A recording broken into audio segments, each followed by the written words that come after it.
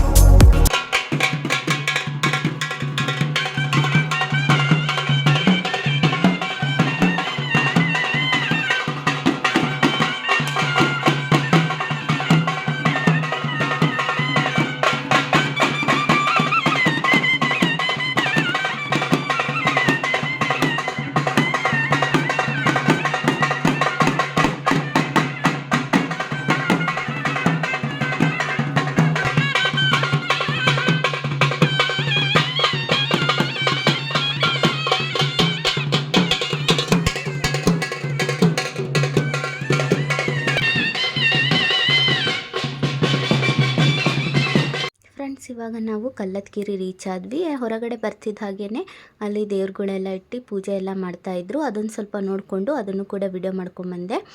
ನಾನು ತುಂಬ ವರ್ಷ ಆಗಿತ್ತು ಬಂದು ಕಲ್ಲತ್ಗಿರಿಗೆ, ಒಂದು 3-4 ವರ್ಷ ಆಗಿದೆ ಅನಿಸುತ್ತೆ. ಆವಾಗ ಬಂದಿದ್ದು, ಮತ್ತು ಇವಾಗ ಬರ್ತಿದ್ದೀನಿ. ಹಾಗೆ ಇದು ಕೂಡ ಹಳೆ ವಿಡಿಯೋ, ಒಂದು 2 ತಿಂಗಳು ಹಿಂದೆ ಹೋಗಿದ್ದು. ಇವಾಗ ಅಪ್ಲೋಡ್ ಮಾಡ್ತಿದ್ದೀನಿ. ನಂಗೆ ಹುಷಾರಿರಲಿಲ್ಲಲ್ವ, ಹಾಗಾಗಿ ಎಡಿಟ್ ಮಾಡೋಕ್ಕಾಗಿರಲಿಲ್ಲ. ಇವತ್ತು ಎಡಿಟ್ ಮಾಡಿ ಅಪ್ಲೋಡ್ ಮಾಡೋಣ ಅಂತ ಮಾಡ್ತಾಯಿದ್ದೀನಿ. ಹಾಗೆ ಈ ಕಡೆ ಸೈಡಲ್ಲಿ ದೇವರೆಲ್ಲ ತೊಳಿತಾ ಇದ್ರು. ಹಾಗಾಗಿ ಮೊದಲು ಒಳಗಡೆ ಹೋಗಿ ದರ್ಶನ ಮುಗಿಸ್ಕೊಂಬರೋಣ, ಮತ್ತು ದೇವಸ್ಥಾನ ಬಾಗಿಲು ಹಾಕಿದ್ರೆ ಕಷ್ಟ ಅಂತ ಒಳಗಡೆ ಹೊರಟ್ವಿ. ನೋಡಿ, ಅಲ್ಲಿ ದೇವರೆಲ್ಲ ವಿಗ್ರಹಗಳಿದಾವಲ್ಲ, ಅವಾಗ ಪೂಜೆ ಮಾಡ್ತಿದ್ರು. ಹಾಗೆ ದೇವ್ರನ್ನೆಲ್ಲ ತೊಳಿತಾ ಇದ್ರು. ದರ್ಶನ ಅಂತೂ ಎಷ್ಟು ಚೆನ್ನಾಗಾಯಿತು ಫ್ರೆಂಡ್ಸ್. ವಿಡಿಯೋ ಮಾಡಿಕೊಂಡೆ ಸ್ವಲ್ಪ, ಅದನ್ನು ಕೂಡ ಹಾಕಿದ್ದೀನಿ. ಕಲ್ಲತ್ಗಿರಿ ವೀರಭದ್ರೇಶ್ವರ ಸ್ವಾಮಿ ದರ್ಶನ ಅಂತೂ ತುಂಬ ಚೆನ್ನಾಗಾಯಿತು. ಹಾಗೆ ಅಲ್ಲಿ ಮಂಗ ನೋಡಿ ದೇವ್ರ ಹತ್ರ ಆ ಶಿವನ ವಿಗ್ರಹದ ಮೇಲೆ ಕೂತಿತ್ತು. ನಾನು ವೀಡಿಯೋ ಮಾಡ್ತಿದ್ನಲ್ಲ, ಆವಾಗ ಆ ಕಡೆ ಹೋಗ್ಬಿಡ್ತು. ಕೊಬ್ಬರಿ ಬಾಳೆಹಣ್ಣೆಲ್ಲ ತಿನ್ಕೊಂಡು ಕೂತಿದ್ವು. ತುಂಬ ದಿನದಿಂದ ಬರಬೇಕು ಅಂದ್ಕೊಂಡಿದ್ದೆ, ಹಾಗೆ ಇರಲಿಲ್ಲ. ಹಾಗಾಗಿ ಸಡನ್ನಾಗಿ ಪ್ಲ್ಯಾನ್ ಆಯಿತು. ಹಾಗೆ ಹೋಗ್ಬಿಡೋಣ ಅಂತ ಹೊರಟಿದ್ವಿ. ಕೆಲವೊಂದಿಷ್ಟು ಫೋಟೋಸ್ ಎಲ್ಲ ತಗೊಂಡು ನೀರು ಹೋಗೋಣ ಅಂದರೆ ಆ ಕಡೆಯೂ ಜನ ಇದ್ರು, ಈ ಕಡೆಯೂ ಜನ ಇದ್ರು. ಅವರೆಲ್ಲ ಸ್ವಲ್ಪ ಈ ಕಡೆ ಬರಲಿ ಅಂತ ಕಾಯ್ತಾ ಇದ್ದೆ. ಇನ್ನು ಮಳೆಗಾಲದಲ್ಲಿ ಬರಬೇಕು ಫ್ರೆಂಡ್ಸ್, ಫುಲ್ಲು ನೀರು, ಅಲ್ಲಿ ಹೋಗೋಕ್ಕೆ ಆಗಲ್ಲ, ಅಷ್ಟು ನೀರಿರುತ್ತೆ. ಇವಾಗ ಯಾವಾಗಲೂ ನೀರು ಬರ್ತಿರುತ್ತೆ ಫ್ರೆಂಡ್ಸ್, ಇಲ್ಲಿ ಸ್ವಲ್ಪನಾದರೂ.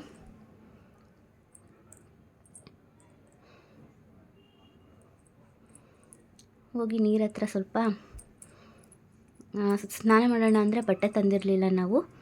ಹಾಗಾಗಿ ನೆಕ್ಸ್ಟ್ ಟೈಮ್ ಬಂದಾಗ ಸ್ನಾನ ಮಾಡಿದ್ರೆ ಅಲ್ಲಿ ಅಂತ ಹೇಳ್ಕೊಂಡು ದರ್ಶನ ಮುಗಿಸ್ಕೊಂಡು ಬಂದ್ವಿ. ನೀರ ಹತ್ರ ಈ ಕಡೆ ಸ್ವಲ್ಪ ಜನ ಕಮ್ಮಿ ಆಗಿದ್ದರು. ಅಲ್ಲಿ ಹೋಗಿ ಹಾಗೆ ಸ್ವಲ್ಪ ಮುಖ ಎಲ್ಲ ತೊಳ್ಕೊಂಬರೋಣ ಅಂತ.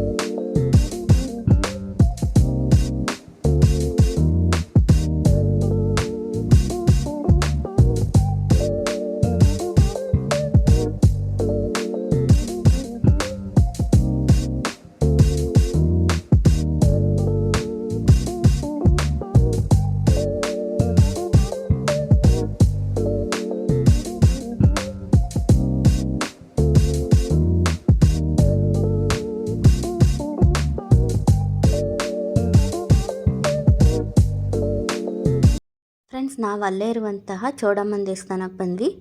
ಅಲ್ಲಂತೂ ಫುಲ್ಲು ರಶ್ ಇತ್ತು, ಹಾಗಾಗಿ ವೀಡಿಯೋನೇ ಮಾಡೋಕ್ಕಾಗಲಿಲ್ಲ. ಹೋಗಿ ಕೈ ಮುಕ್ಕೊಂಡು ಬಂದ್ವಿ. ಹಾಗೆ ಇಲ್ಲಿ ಚೌಡಮ್ಮನ ದೇವಸ್ಥಾನದ ಹತ್ರ ನಾನ್ ವೆಜ್ ಅಡುಗೆ ಎಲ್ಲ ಮಾಡ್ತಾರೆ. ತುಂಬ ರಶ್ ಇತ್ತು. ಹಾಗೆ ಮಂಗಗಳು ತುಂಬ ಇದ್ವು. ಫೋನ್ನ ಎಲ್ಲಿ ಕಿತ್ಕೊಬಿಡ್ತಾವೆ ಅಂತ ಭಯಕ್ಕೆ ನಾನು ಅಲ್ಲಿ ಜಾಸ್ತಿ ವೀಡಿಯೋನೇ ಮಾಡ್ಕೊಳಕ್ಕೆ ಹೋಗಿಲ್ಲ. ಫೋನು, ವಾಟರ್ ಬಾಟ್ಲು, ಬ್ಯಾಗ್ ಎಲ್ಲ ಕಸ್ಕೊಳಕ್ಕೆ ಬರ್ತಾಯಿದ್ವು. ಹಾಗೆ ಇಲ್ಲಿ ಒಂದು ಪಾರ್ಕ್ ಇತ್ತು, ಅದನ್ನು ಸ್ವಲ್ಪ ಹಾಗೆ ವೀಡಿಯೋ ಮಾಡಿಕೊಂಡೆ. ಹಾಗೆ ಇಲ್ಲಿ ಮುಂದೆ ಕಾರ್ ಪಾರ್ಕಿಂಗ್ ಮಾಡಿದ್ವಲ್ಲ, ಅಲ್ಲಿ ಬಂದ್ವಿ. ಮಂಗಗಳು ತುಂಬ ಇದ್ವು, ಹಾಗಾಗಿ ಬಾಳೆಹಣ್ಣು ಕೂಡ ತುಂಬ ಇದ್ವು.